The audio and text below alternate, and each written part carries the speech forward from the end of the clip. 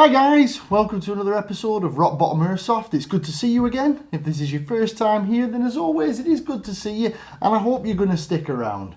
Okay, well, welcome to our weekend video. Now, we've got a bit of a different video this weekend. Well, I say different, it's the usual stuff we cover at a weekend, everything to do with airsoft and our great sport and hobby that is airsoft. But this video has come about because one of the comments on a previous video by Def Gaming, they asked if I had any videos of what to do with your kit for general maintenance after a game.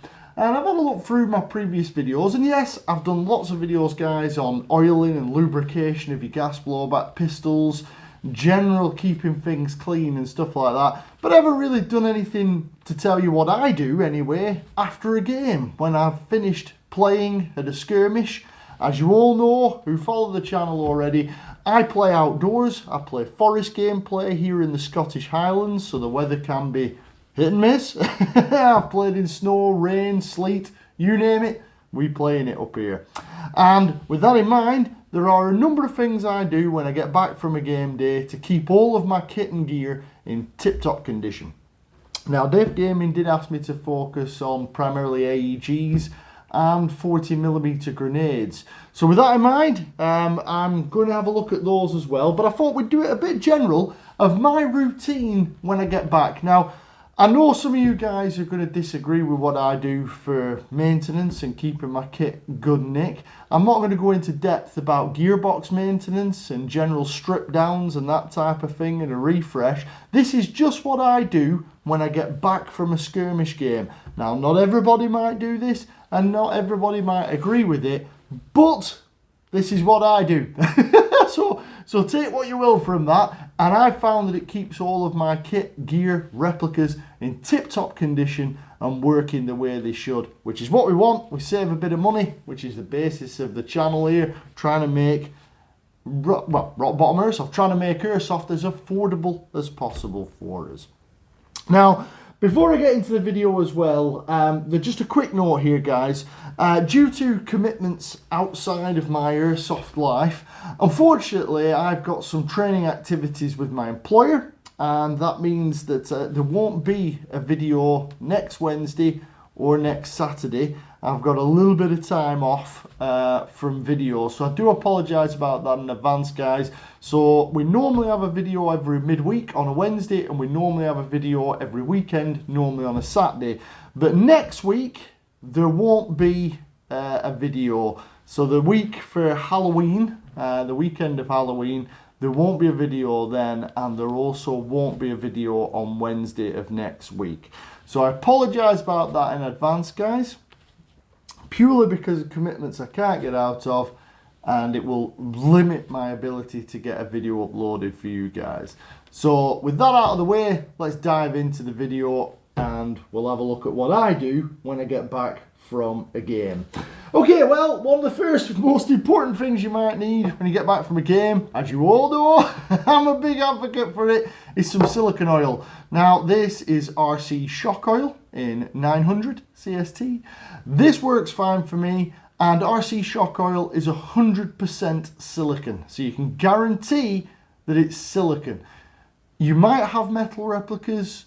There are plastic components still within those replicas. There's also rubber in your hop unit. You do not want any petroleum-based oils getting anywhere near your airsoft replicas in general. So stick with silicone oils and silicone greases when you're doing any cleaning, any maintenance. As I've said before, silicone oil. That's what you want, guys. It's not worth the risk.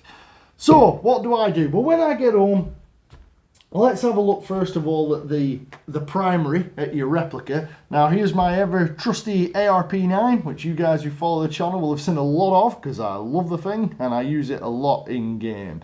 Now, this is a polymer bodied replica.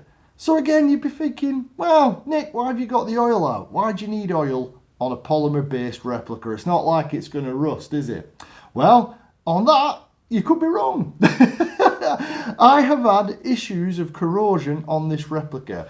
So I don't know if you can make it out on camera, but you've got pins here, you've got a pin here, and the pin on the other side. These bits are metal, your charging handle is metal, you've got the Allen bolts on your M-lock here. You've got Allen headed bolts here, and the top rail is also metal. You've also got a metal mock dust cover, and on my sight here you'll notice I've got metal Allen keys and a metal mount, and the body of the sight is metal. Now this pin here, the trigger bar pin, that's also metal, and your main pin at the back here is metal. And as you might have noticed, unlike this pin isn't painted. Your mock forward assist is also not painted. Now believe it or not guys, the rails that are on one of these ARP9s as standard, as in the standard rails with the PDW style stock, they're also unpainted metal, and I have had those corrode on me. They went a horrible rusty orange brown, and the only way I could get that off was by sanding it off and then re-oiling. Now an easy way guys to prevent that from happening is by applying a little bit of silicone oil at the end of your game day. So before I apply the silicone oil, I would get a clean rag and I would clean this entire replica off with the rag. Make sure it's dry. If you've been playing in the rain or snow or it's been anywhere damp, even before you put it in your case guys, I'd give it a light dry off with any kind of toweling rag. You can use microfiber cloths, you can use dusting cloths. It's better if they can lint free because it's not going to leave loads of bits of fluff all over your replica.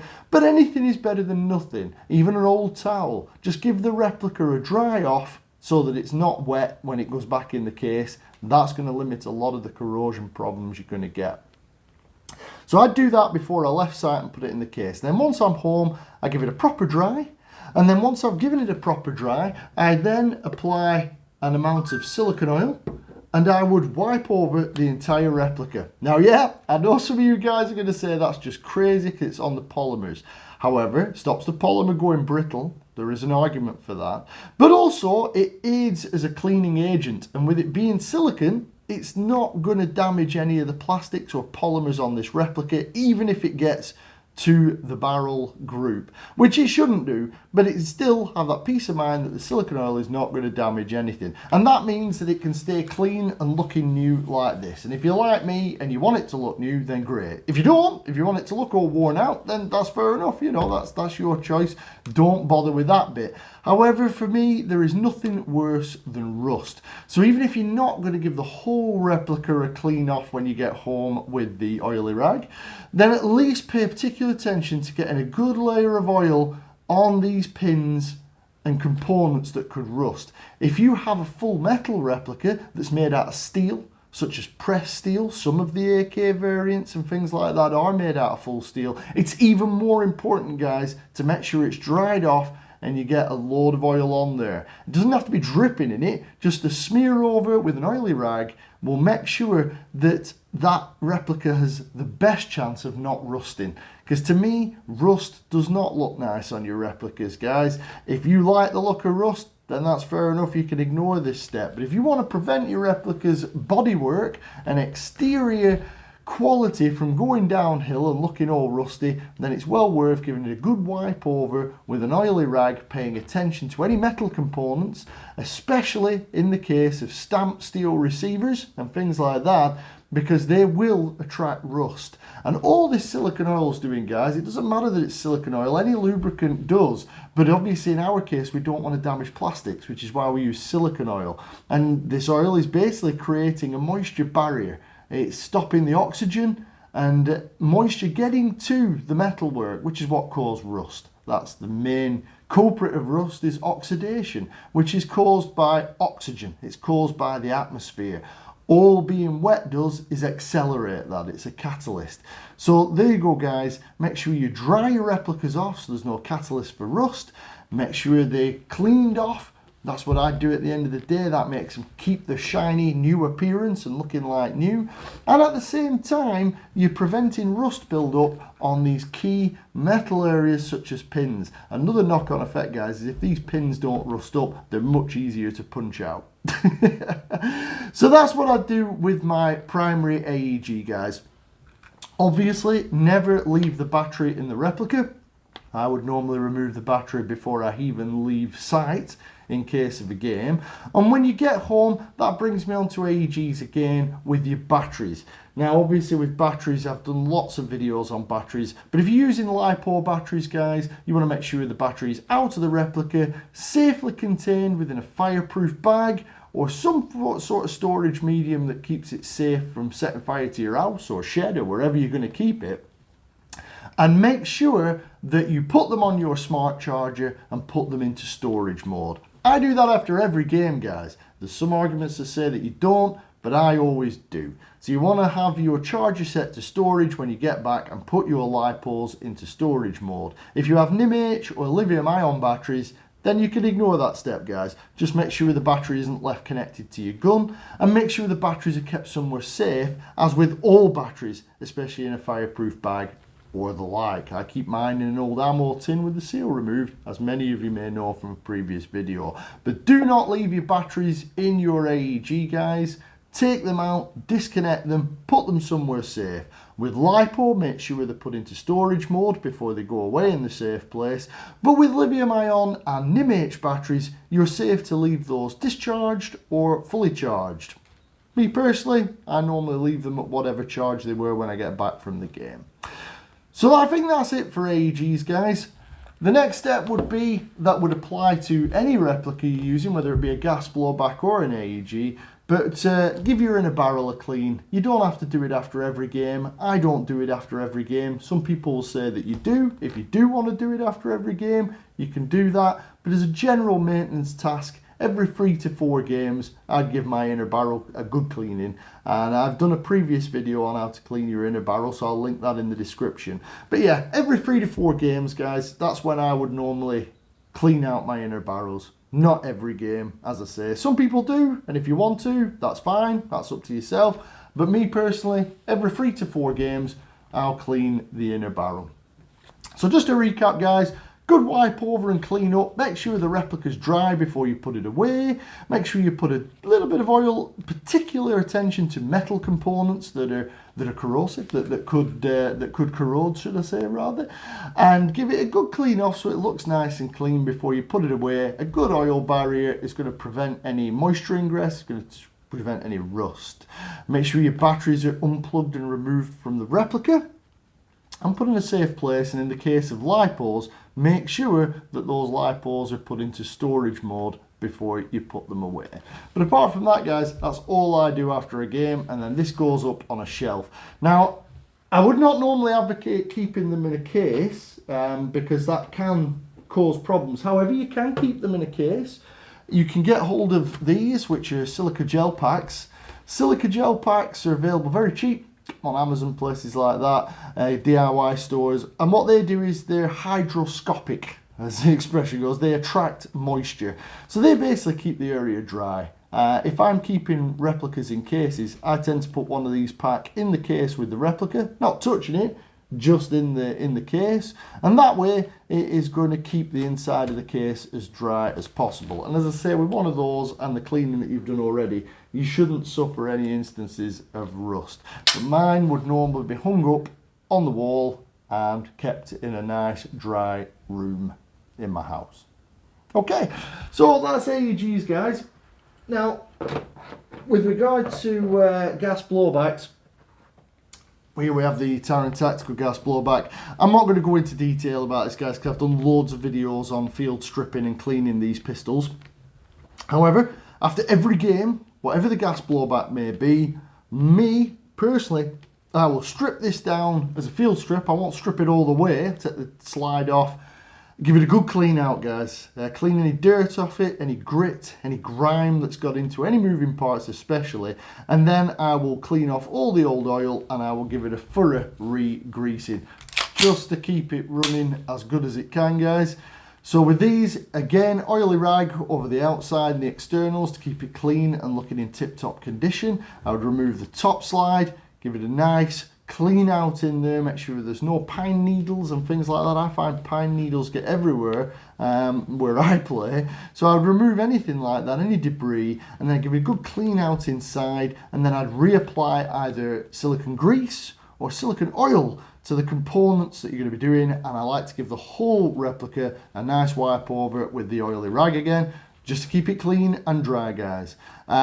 If you want to know more in depth about how to lubricate these pistols, I did do a video on, I think it was a G series pistol we did, and a 1911, how to strip them down and give them a good clean and a proper lubrication. And I would do that after every game, guys, and then that pistol would go back into my case along with the silica gel pack. My pistols, they are all kept in cases, unlike my AEGs.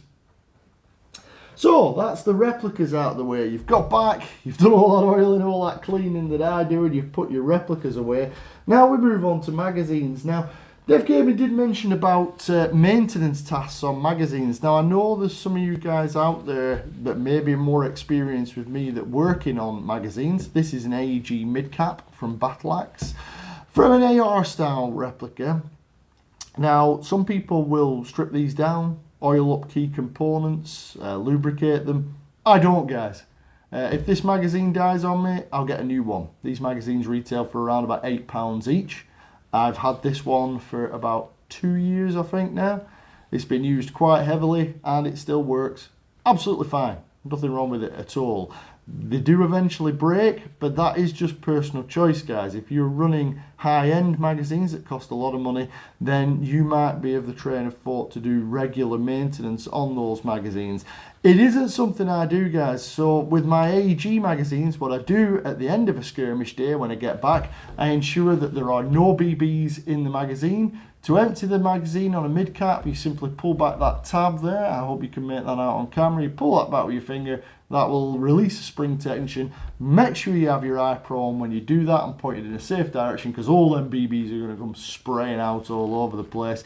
But make sure that there is no tension on that spring when you put it away, because that will permanently damage the spring. It can get what we call memory, and it won't be as tense anymore, which means some of the spring tension's gone. It won't feed as well. So all I do with these magazines at the end of a game day is I give them a wipe down on site, make sure they're not damp, make sure they're dry, and then I empty all the BBs out of it, and that's it. It goes away in storage, guys. That's all I do after a game day with magazines. And for maintenance, I just make sure they're kept empty. I never keep them loaded, and I make sure that they're dry and clean with my cleaning rag. And that's it for AEG magazines.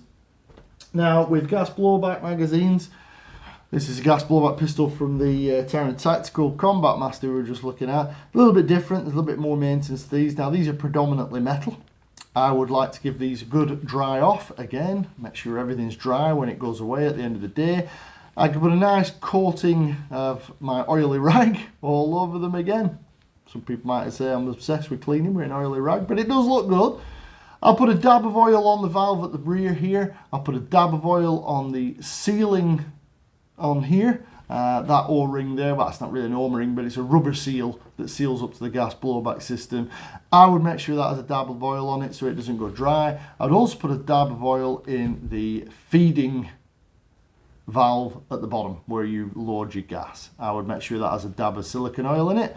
With everything there oiled up, I would ensure that this magazine had at least half its capacity of gas, or at least a little bit of green gas in it. You don't necessarily have to keep it full. I have kept them full of green gas, it doesn't really make any difference, but you want to make sure there is green gas in this magazine because it helps keep the internal seals and O-rings from drying out, because green gas has silicone oil in it, and obviously the oil that we've applied to the outside. And then once that's all done, that magazine can go away quite safely. Now with CO2 magazines, this is a G series CO2 magazine. It's a little bit different. With these magazines, before I put those away, I would make sure I've purged all the gas out. I will never store these with the CO2 bulb in because I have known them to seize in. I'll apply a good coat with my oily rag to the outside, make sure it's clean and dry and undamaged. I will then again apply silicone oil to the sealing rubber at the top here. I would apply silicone oil to the valve at the rear here, and I'll put a dab of silicone oil, I don't know if you can make that out on camera, to the puncture valve where the CO2 12 gram is punctured. Once all that's lubed up and it's empty and it's in this condition, that would go away into storage. And then the next gas thing that we can have a look at is these 40mm grenades. If like me, you occasionally like to have a blast with some 40mm grenades, which I really like them. With these, at the end of the day, my maintenance is pretty low. Again, I would give them a clean when I get back, give them a wipe over with the oily rag, dab of oil into the feeding valve there where I put the gas in, the charging valve, and I normally drop a dab of oil around there just to keep it all nicely lubricated and moving. And that's it, guys. These things, I would not normally advocate for keeping gas in one of these from a safety point of view. If you catch the valve at the back, it's going to discharge the gas. So for me, it's just a gamble. If the seals dry out, then I did do a video showing you how to re-lubricate the seals and hopefully bring it back, or indeed replace the seals if they've gone. Now, some people will strip these down and give them a good oiling. If you want to do that after every game, there's nothing wrong with doing that, guys. You can do that. And I'll put a link in the description to the video which shows you how to strip one of these down and give it a lubricating and good oil up. But if you're just doing after game maintenance and you've just come back from a skirmish, all I tend to do is a dab of oil in the loading valve where you put your gas in, a little dab of oil on the trigger mechanism at the back to make sure it stays nice and lubricated, a good dry off and a good clean with my oily rag, and then make sure again there's no BBs in it, and I would store it empty with no gas in it, just from a safety point of view. I don't want anybody catching that valve, which is easy to catch, and this thing going off with a big puff of gas. Not very dangerous, just my own personal preference. So that's your 40mm grenades. And then last, but by no means least, guys, is you've got all the kit that you've been wearing. Now obviously if you've got your boots and they've got covered in mud, I'm sure I don't have to tell you guys that a good pair of boots, if you give them a good scrub off and a clean when you get back, make sure that any dried mud is just brushed off. That should do you. If you need to reapply waterproofing, then do that, because your boots are very important, as you guys will know. So that's one thing to do for your boots. Make sure they're not stored and going to go mouldy. I have seen mould develop on boots, guys. It's not pretty. So make sure they're in a place where they can dry out, and then you get all the old mud and dirt off there. Your eye protection and face protection, again, very important parts of our sport and hobby. With your eye protection, I just give them a dry off and a clean off with a microfiber cloth, or with the clean cloth that came with your eye protection. And with regard to your face protection, I tend to use lower face mesh protection. With that, I just dry it off, guys. If it does start to rust, then just replace it and get a new one. There isn't a whole lot you can do with them. Just keep them clean. Try and keep things as dry as you can in your kit bag. With regard to plate carriers, rigs, that kind of thing, it's kind of limited the cleaning you can do on those, guys. It's normally specialised cleaning. My plate carrier gets particularly dirty. I'll tend to let the mud dry a little bit, and then I'll brush it off with a slightly medium to soft brush. Get as much dirt off I can, and then I'll give it a wipe down with a wet rag, and then I'll let it dry naturally. I wouldn't throw one in a washing machine, for example. I don't think that'd do it any good. I'd do the same thing for rigs, webbings, that kind of thing, and we'll go brush off, make sure there's no clinging dirt or bits of branch or anything like that attached to them, and then just give them a sponge off with a damp warm water rag, get the majority of the dirt off, and then leave it to dry. Your clothing, your U-backs and your combat trousers and all that kind of thing, your camo, obviously that can go in the washing machine, guys, but I would never leave any of my gear wet in a bag. If you leave it wet in a bag, it's going to mold, it's going to stink, it's not going to do it any good at all, guys. So I like to hang up all of my gear where it's in a dry location at the end of the day. So that's the main thing. Don't keep your kit in a bag. Keep your boots clean so they don't mold. Keep your iPro dry and clean so it's ready for next time you go. With your actual gear, just don't leave it damp anywhere, guys. Let it dry out at the end of the day. Rain is your enemy with that kind of thing. It is going to make it mold and go smelly. And that's about it, guys. That's my routine at the end of the day. That's where I put all my stuff away. Any BBs I've got left, I'll make sure they're in a sealed bottle, and I'll keep the lid sealed because we are bio BBs only at Tazball Airsoft, so I have to keep those sealed up. But I find that they're okay till my next game day as long as they're in a sealed bottle. And the same goes for any ammunition, guys. Pyro, things like that. If you're bringing that home, you want to make sure that's kept in a safe location, such as a metal ammo tin or something like that. Not somewhere where children or anybody vulnerable could get their hands on it. Pyro, be especially careful with. So there you go, guys. That's a bit of a story about what I do with my kit at the end of the day. That's how I clean it up. I hope you enjoyed the video. I hope you find it useful if you're a newer player and you're wondering whether you should be cleaning things up or what you should be doing with them at the end of the day. I hope that helps. I'll put links to the other videos in there, as I say.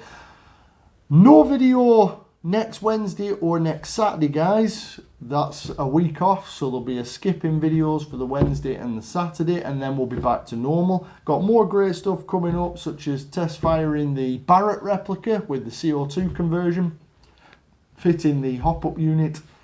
Loads of other good stuff coming, guys. Hopefully a bit more gameplay in the future as well. So if that does sound like your kind of thing, do get subscribed to the channel. That way you won't miss any of my uploads. If you enjoyed this video and found it useful, then do drop a like on there. And as always, if you have any questions or any comments on the video, then drop a comment below. I will always respond to a comment. I might not get back to you straight away, but I will always respond. And apart from that, guys, thank you very much for watching, and I look forward to seeing you in the next one.